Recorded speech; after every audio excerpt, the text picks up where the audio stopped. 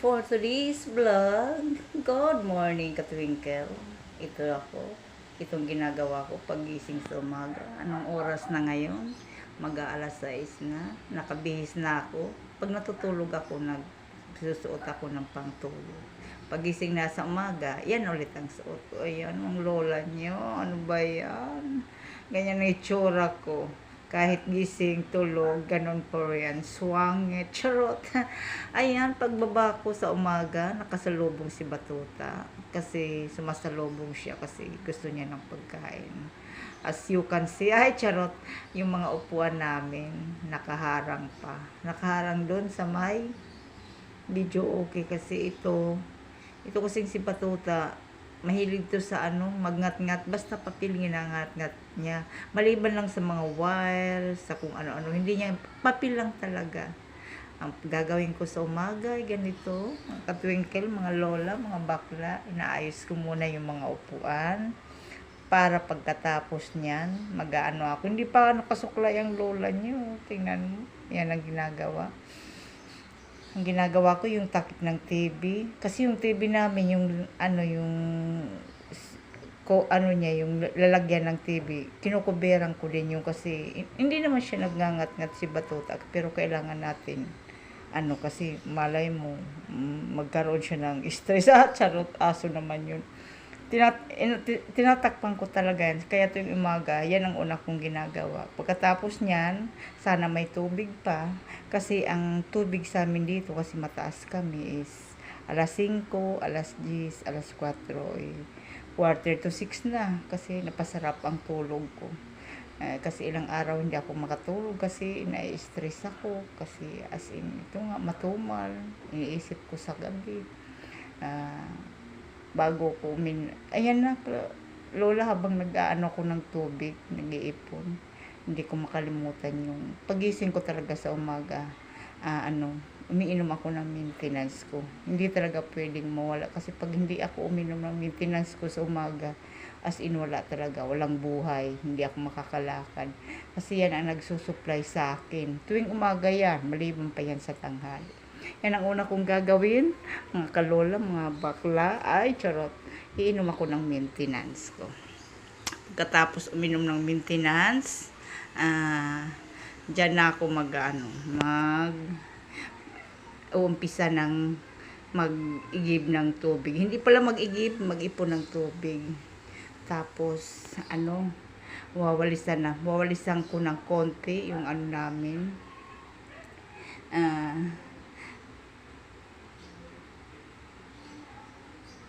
Pagkatapos kong mag-ano pala ako. Ay, charot. Nagsasaing ako tuwing umaga. Ayan, nakita nyo. Wala na pa namang bigas kami. Charot. Wala nang bigas. Yan ang lagayan namin ng bigas, yung biskwitan. Pagkatapos niyan, magsasaing ako kasi sa umaga. Ako naman ang sa umagang almusal ko ay kape lang tsaka tinapay. Yung dito sa bahay, gusto nila kanin. Tapos pagbaba ng asawa ko, siya nang magluluto ng ulam at tsaka pagkain ni Batuta. Yun. Wala pa namang bigas, kaya kailangan ko umakyat para kumuha ng bigas at nang makapagsaing. Tingnan mo yan si Batuta, kung anong gawin ko, sunod ng sunod. Ayan na nga, nakakuha na tayo ng bigas kasi yung bigas namin, kasi doon nakalagay sa taas. May drum kasi doon. Nung nakaraan, pinadalhan kami ng bigas galing probinsya. Ipaubos na nga. Problema ko doon, pag naubos, wala na. Dito kasi sa kabilang kwarto, walang gumagamit. Kasi dito lang sa isa. Doon ko ilinalagay kasi masikip na dito. Pag doon kasi sa taas, parang aliwalas dito. Tsaka parang, naka-minimize yung mga gamit. Hindi makalat-kalat. Kaya ang ginagawa ko, yung lagay ng bigas doon sa taas, sa kabilang kwarto. Pero naka-arrange sila doon, pati yung mga manikin. Yung mga manikin namin na hindi nagagamit, nalagay namin sa kwarto, kabila. Ayan na nga mga lola, mga bakla. Ang lola nyo magsasaing na. Natagalan lang kasi kumuha pa ako ng bigas sa taas. Sasaing ko dalawang Dalawang salop ba yun? Dalawang salop lang kasi ako nagkakape ako. Tsaka nagtitinapay. Eh yung sobra ng kanin, yun ang kakainin ko sa tanghali. Eh yan, kasi wala kaming saksakan dito sa taas.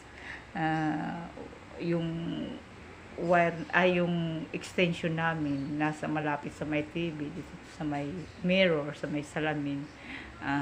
Diyan ko siya ilalagay. Diyan talaga ako nagsasaksak pag nagsasaing ako sa rice cooker.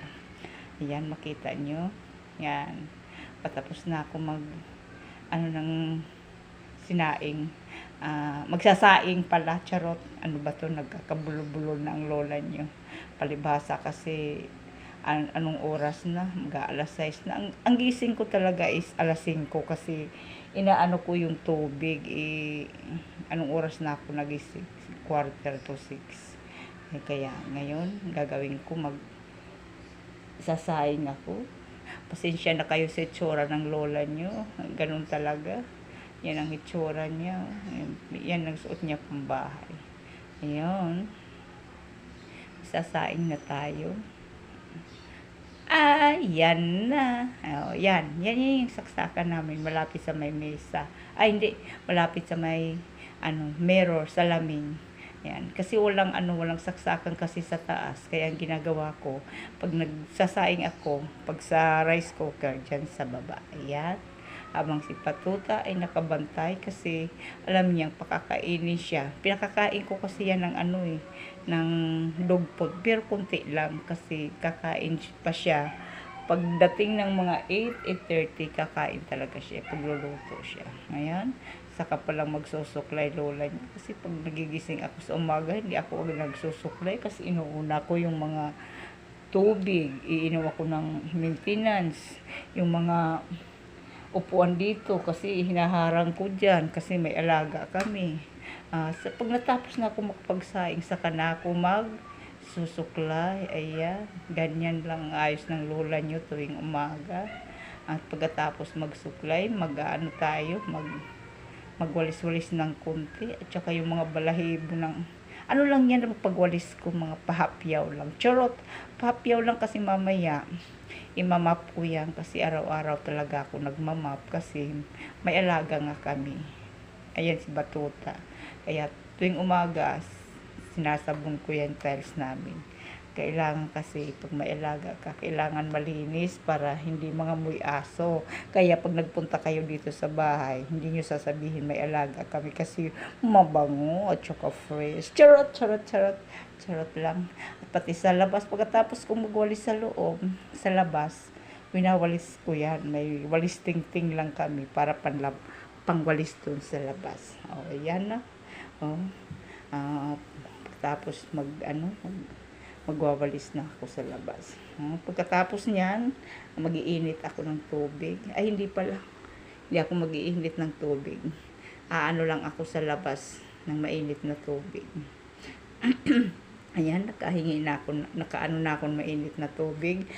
Pagkatapos kong magwalis sa labas, pagkatapos mag-igib ng tubig, pagkatapos magsaing, ang gagawin ko, dyan na ako mag-aalmusal. Ayan, alam na ni Batuta na mag-aalmusal ako, dyan yung pisto niya. Dyan siya nakaabang kasi susubuan ko siya habang ako nagkakape, tsaka tinapay, tinapay. Ay siya naman, binibigyan ko siya ng dog food. Ayan, yan ang pisto niya talaga. Ako lang mag-isa sa umaga kasi yung dito, tulog pa sila. Biruin mo, nagigising ako. Pinakamaaga kong gising, alas 5. Kasi nga, itong si Batuta, umiiyak, kailangan bumaba ka na. Kailangan pag may araw na, kailangan bumaba ka na. Gusto niyang bababa. Ayan na, tingnan mo yan. Habang nagkakape ako, tingnan mo. Ayan siya. Ayan, kape tayo. Walang palaman. Ako talaga pag nagkape, tapos tinapay, ayoko ng palaman. Gusto ko yung tinapay ko, isasawsaw lang sa kape. Yun yung nakasanayan ko yan nung bata pa ako. Charot. Ang ginagawa ko, yung tinapay, sasawsaw ko sa kape, saka ko kakainin. Yan. Kita nyo, Katwinkle, mga lola, mga bakla, habang ako'y nagkakape, si Batuta rin kumakain. Pero yung kain niya ng dog food, pa isa-isa lang. Kasi, hindi pa yan final na kain niya. Pagbaba ng asawa ko, saka lang siya kakain. Pagluluto siya ng chicken. Oh. Matatapos na ako magkape niyan. Aantayin ko na lang na bumaba yung asawa ko. Kasi mag-aalas 8 na. Ayan na. Nagdilang anghel na. Bumaba na. Kasi anong oras na? Mag-8 na. Ayan na. Ayan na. Parang hindi sumalubong si Batuta. Ayan na. Ayan na siya. Pagkagising niya, yan ang routine namin sa umaga. Routine talaga namin. Akong unang magigising. Siya, pagdating ng 7:30, kuya 7:45, bababa na siya. Kasi magluluto na siya ng ulam namin at pagkain ni Batuta. Andyan na. Saka lang siya din magcha-charge ng cellphone niya kasi parang may sira din atang cellphone nito. Hindi na magcha-charge kaya yung charger ang hiniram ko. Hindi niya pinansin eh. Ito kasi si Batuta namin papansin to eh. Sa umpisa sumasalubong to eh. Ngayon nagiging expert niya. Gusto niya siyang lalapitan. Ay hindi siya pinansin. Kaya tingnan mo. Siya na ang lumapit. Tingnan mo. Umaano na siya sa forehead niya. At charot. Yan ang ginagawa niya. Habang inaano niya yung cellphone niya, ang gagawin niya is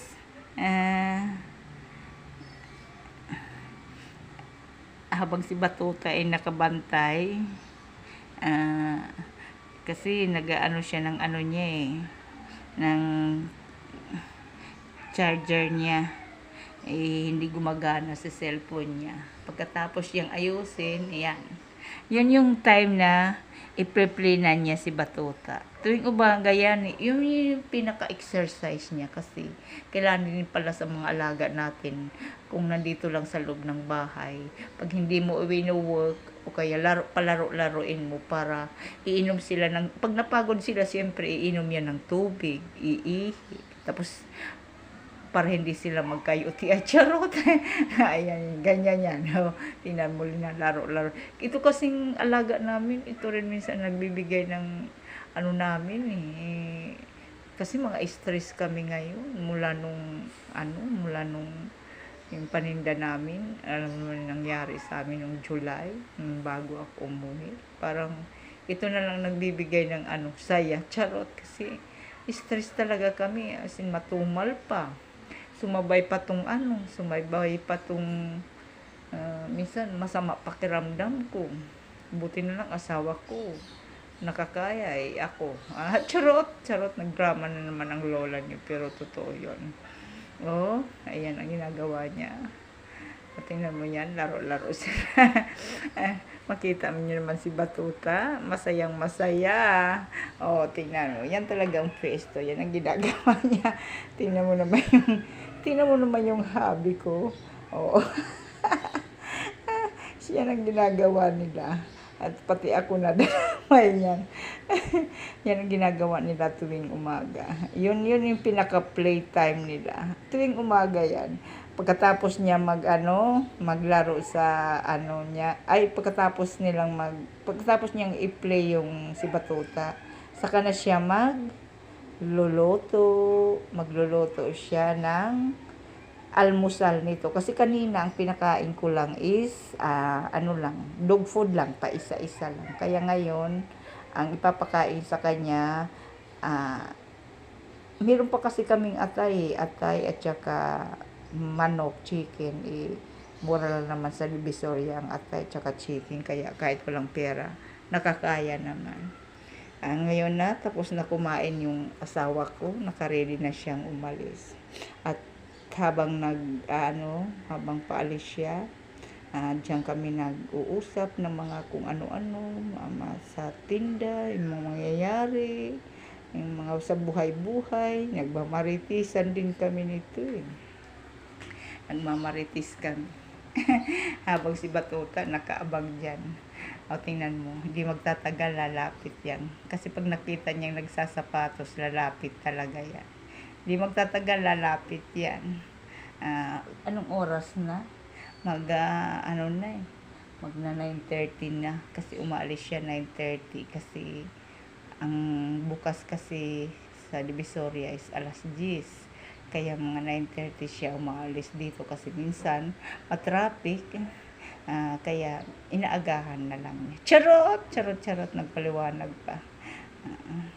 Yan, nagchichikahan muna kami yan. Bago siya umalis, nagchichika-chika muna kami. Nagmamaritis ng kung ano-ano lang. Ayan na si Batuta. Alam niya kasi patapos na. Patapos na siya mag-ayos ng sapatos niya. Kaya, nandyan na siya. Gusto niya kasi pag-aalis, susunod siya. At saka nagpapabuhat yan. Tingnan mo pag umalis yan, magpapabuhat sa akin yan para sumabay dun sa labas. Tingnan mo, ayan, lalapit na siya. At magpapabuhat. Ayan na. Tingnan mo.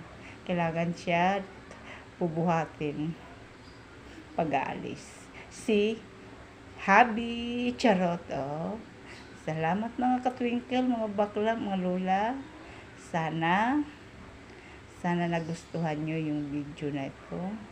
At sana hindi kayo magsawang manood. Charot, charot, charot. Pasensya na kayo at hindi pa ako gaano marunong. Ano lang yan? Char-char lang yan. Thank you for watching. At sana nasa mabuti. Charot, ano ba yan? Thank you. And God bless. Stay safe. And sana manood kayo palagi. Thank you. And God bless. Stay safe.